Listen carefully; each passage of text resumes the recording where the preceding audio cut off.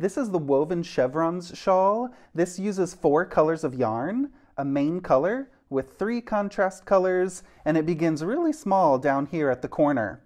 So you make 1 chevron, and then you cast on more stitches and knit 2 chevrons, and then cast on more stitches and knit 3. And you can keep repeating that until the shawl is as big as you want. So I'm going to show you how to do the I-cord cast on at the beginning with the main color. Using main color, cast on 3 stitches using any cast on method that you like. Knit those 3 stitches.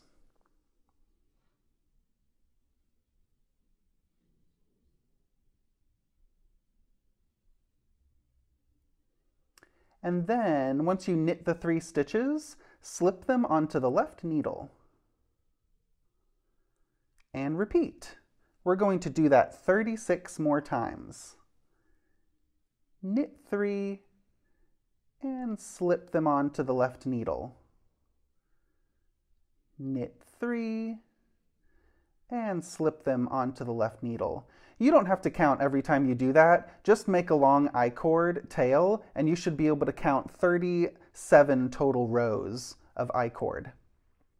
Here is the I-cord tail. You should be able to count 37 total rows, 37 stitches total for your I-cord tail.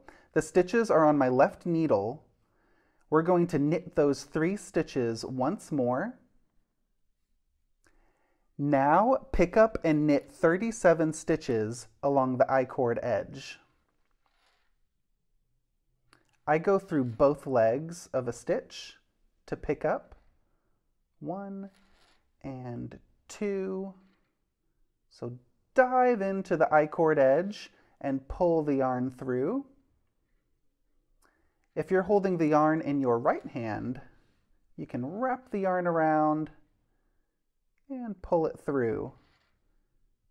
Pick up and knit 37 stitches along the I-cord edge.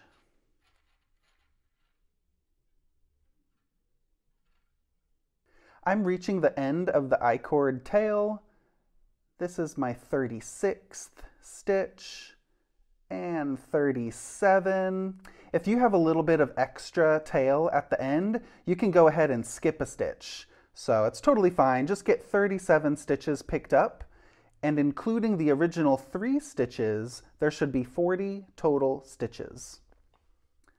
Turn to work the wrong side, next row. Pick up and knit 3 stitches along the I-cord cast on edge. I'm going to start the first stitch right here, very close to my working strand of yarn. So pick up a strand and knit it and get 2 more. You don't have to be too exact. Just get any 3 strands of yarn along this cast on edge. Dive in and see what you can get. Ooh, I need to get 1 more. There we go. Pick up and knit 3. If there's anything that looks sloppy or loose, we have this tail of yarn from our cast on edge that you can use as a tail to weave in and hide any holes. After you pick up and knit 3, purl 17.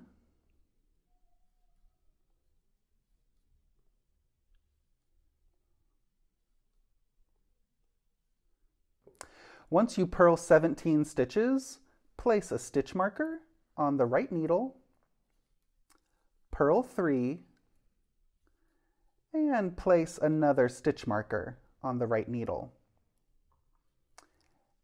And then purl 17, slip 3 with yarn in front. Finish the row on the wrong side, and these stitch markers are going to mark the center 3 stitches of your row. And these stitch markers should always stay in the same place. Row 1, right side, we're going to use the next contrast color 1, knit the first 3 stitches with contrast color 1, 1, 2, 3, and then slip 3 with yarn in back. 1, 2, 3, with the yarn still in back. Slip, slip, knit, slip knitwise, slip the next stitch knitwise, and then knit those 2 stitches together through the back loop. Let me show that one more time for you right-handed knitters. After you slip 3 with the yarn in back, slip, slip, knit, slip, slip, and knit those 2 together through the back loop. Knit 12,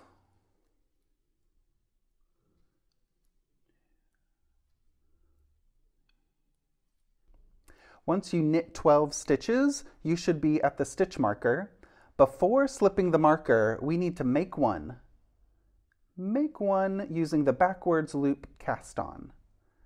Again, if you're holding the yarn in your right hand, twist the yarn to make a loop for your make one increase.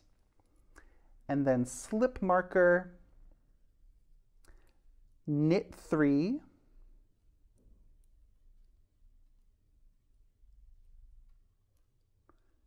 and then slip the second marker, and we need to do another make one increase. Again, if you're holding the yarn in your left hand, I do a make one like this, increasing 1 stitch. Knit 12. I'm going to zoom ahead to the end of the row. After you knit 12 stitches, knit 2 together, slip 3 with yarn in back, and then bring the yarn forward to slip the last 3 with yarn in front. So slip these 3 with yarn in back and slip the last 3 with yarn in front. Turn to work row 2, wrong side. Knit 3, slip 3 with yarn in front, and continue to follow the row, knitting across the row, and make sure you slip the markers when you reach them. And those are all the techniques to do these chevrons. We have increases at the center of our row, and that's going to give us these chevron points. And we have some decreases at the beginning and at the end of our row to make the points go downward at the edge and upward at the increase in the center. So continue repeating the rows until you have 1, 2, 3, 4, 5, 6 contrast color stripes. I just repeated the rows and I have 6 contrast color stripes. So I'm ready for row 47, right side. These are new colors. I have a blue as the main color and then some random DK yarns for my contrast colors. So you could do this shawl in DK weight if you want to. But here's the original fingering weight version with the 6 stripes. Now we're going to cast on right here. We're going to make a boost, an I-cord boost, so we can have 2 chevrons. Row 47, right side. Using main color, knit 3, slip 3 onto left needle, and repeat 33 more times. Knit 3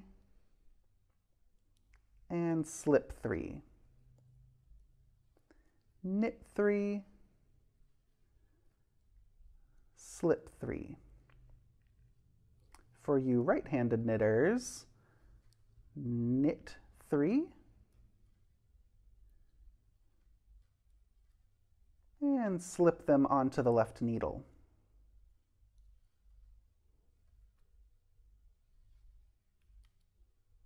Here is the new I-cord tail after repeating 33 more times. The knit 3, slip 3, you have a long tail. You should be able to count 34 total rows. 34 total rows, because now we're going to knit those 3 stitches once more and then pick up and knit 34 stitches along the I-cord edge. So dive in to get the first stitch. 1, 2, 3, and continue picking up stitches along that I-cord edge 34 total times.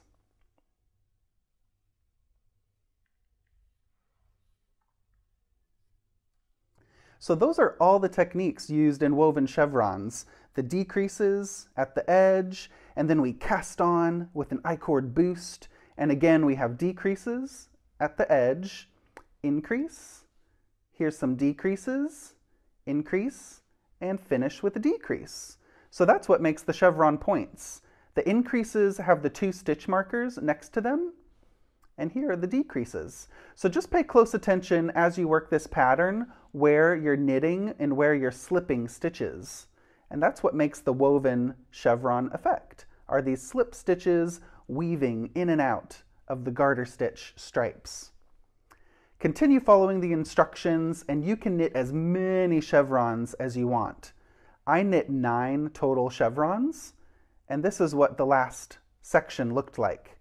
This was my final I-cord boost, and then I finished with 6 contrast color stripes, and those were some long rows at the end with 9 total chevrons.